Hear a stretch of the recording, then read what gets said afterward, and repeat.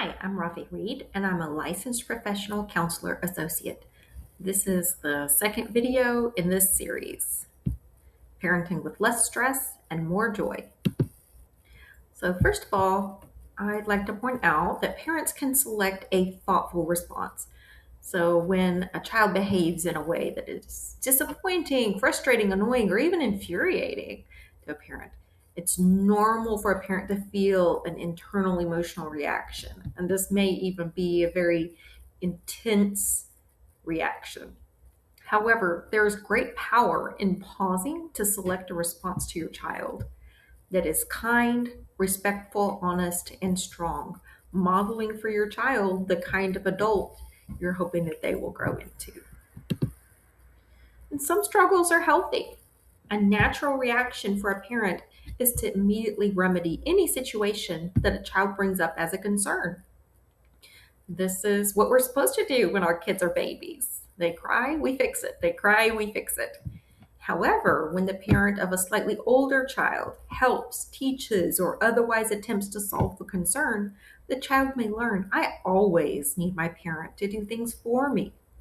However, when a child is allowed to struggle a little bit, the lesson can be, sometimes I figure things out on my own.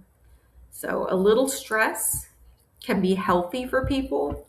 Too much stress becomes distress and is not helpful to people. But it's okay for kids to struggle a little bit as they're learning things. Something that parents can reflect for their children are feelings of sadness. So children feel understood when an adult can reflect back to them their own experience, the child's experience, not the adult's experience in that moment.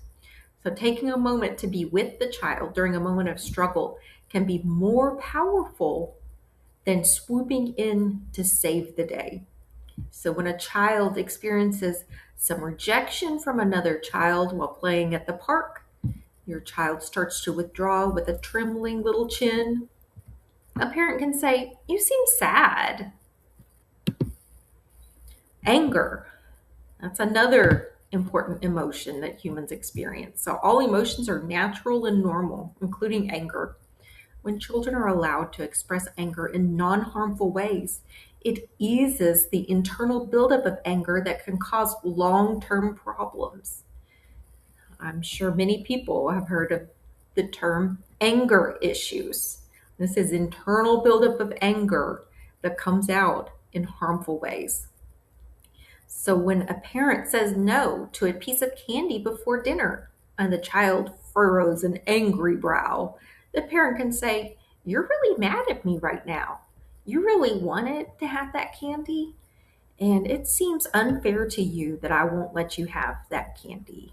But the house rule is no candy before dinner, but you can still feel mad about it. That's okay." Another important feeling is feelings of pride.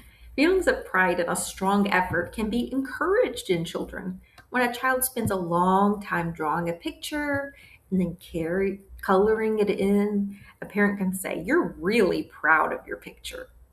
This response can be more powerful for a child than a reaction of "good job" or "that's pretty." A child is learning to take pride in extended effort without needing a gold star. The child is learning to evaluate his or her own efforts and becoming internally motivated instead of seeking that gold star, that good job, that adoration from others. Surprise. When something surprising happens, a reaction can be to laugh.